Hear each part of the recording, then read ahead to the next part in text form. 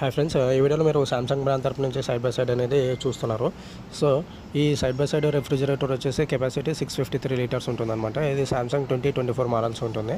ఇది 3 star rating ఉన్నటువంటి model అనమాట. ఈ సైడ్ బై సైడ్ ఉన్నటువంటి సామ్సంగ్ రెఫ్రిజిరేటర్లో వచ్చేసి మీకు ఒక కొత్త ఆప్షన్ అనేది వచ్చిందనమాట. ఇది auto open door, open with a touch అనమాట.